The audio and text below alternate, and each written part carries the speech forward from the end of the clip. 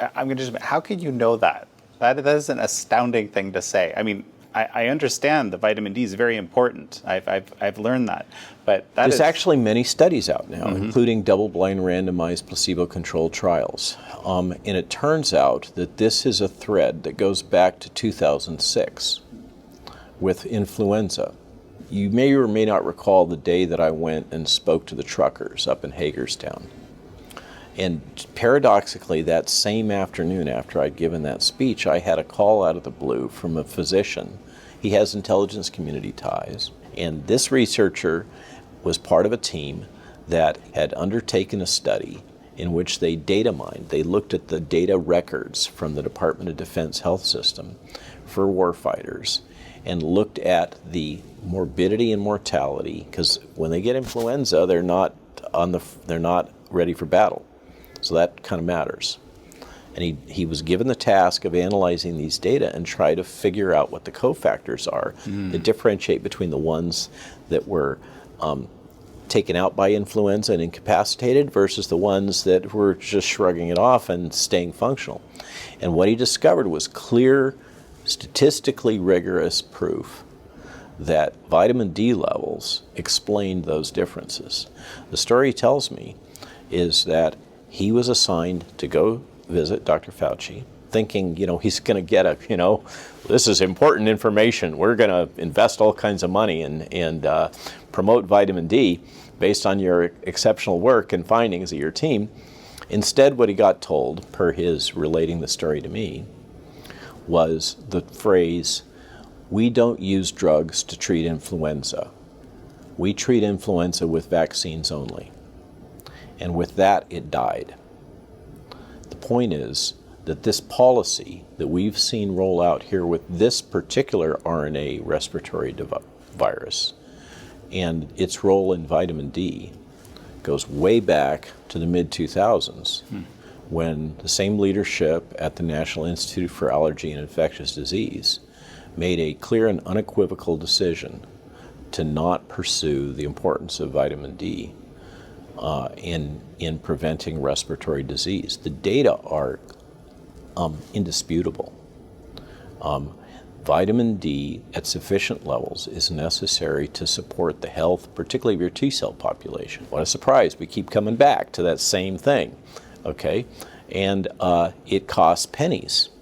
The thing that I find most astounding is the reports that I hear again and again from patients that they went to their doc and they said they wanted their vitamin D levels tested, which is a simple test, it's inexpensive, and their doctor refused to do it. It is such a simple thing, it would cost pennies, it would quench this outbreak. And if we're really worried about resurgence next fall, if we're really worried about Geert von den Bosch's troubling predictions, we would do as Bill Gates has now endorsed. I mean, we have, I hate citing Bill Gates in anything having to do with public health. The man never even graduated from college, let alone a medical school or get a PhD. But he is considered to be such an important voice in public health by the legacy media and by governments all over the world. And he's the major funder, as I understand it, of the World Health Organization. When he comes out with the statement that we blew it, basically paraphrasing, by focusing only on vaccines, and for the next outbreak, the next pandemic, we have to be ready with drugs, I find that fascinating because it has been my position since January 4th, 2020, when I got that infamous phone call. That's why I focused on repurposed drugs, because in my opinion, as a vaccinologist, vaccines are good for some things. They're not good for everything. I always use the phrase, give a 3-year-old a hammer and everything becomes a nail.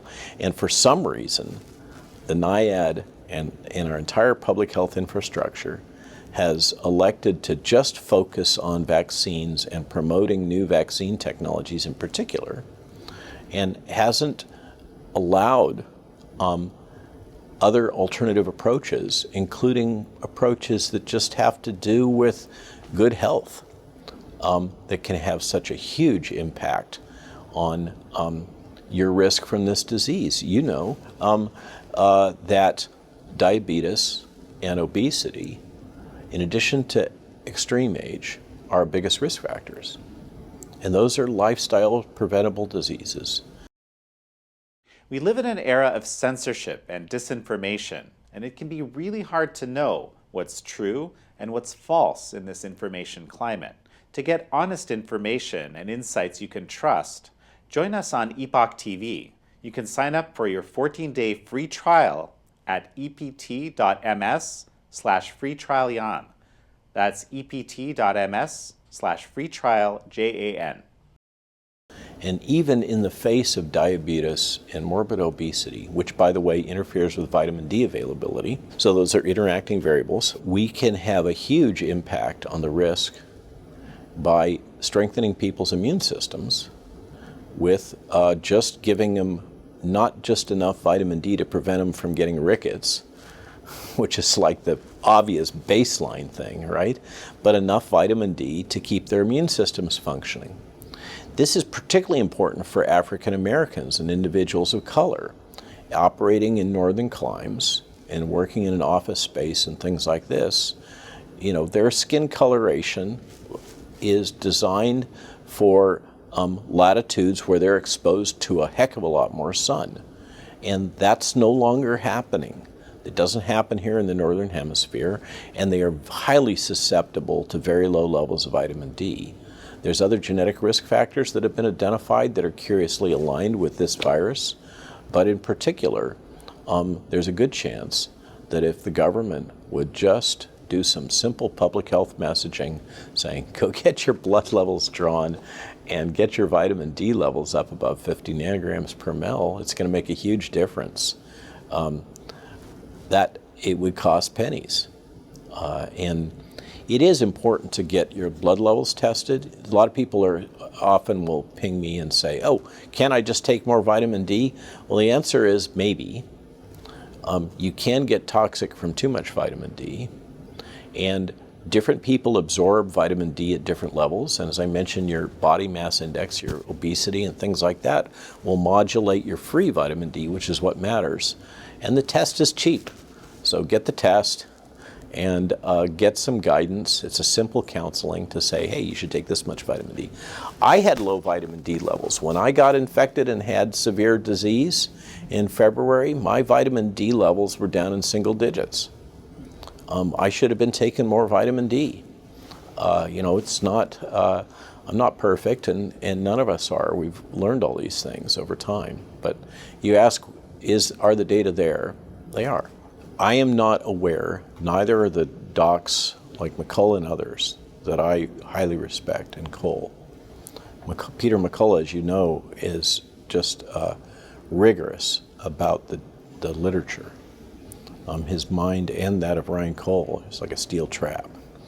I'm not aware of any cases of COVID-associated death other than somebody with a gunshot wound or something ridiculous like that, or a car crash, where the death is clearly attributable to COVID, that had vitamin D levels above or equal to 50 nanograms per mil. In other words, 50 nanograms per mil seems to be the threshold where there's a big change in mortality.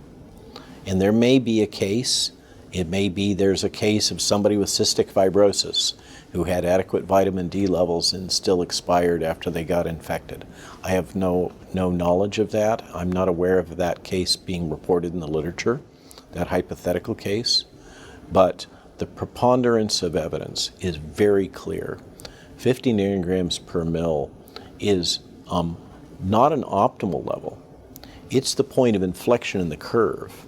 Okay? So higher levels can even be more beneficial, but this is something that really deserves a discussion between the patient and the physician, supported by a blood test. There can be problems with high zone vitamin D toxicity, but that's at much higher levels, and 50 seems to be the cutoff where the curve goes from one to another.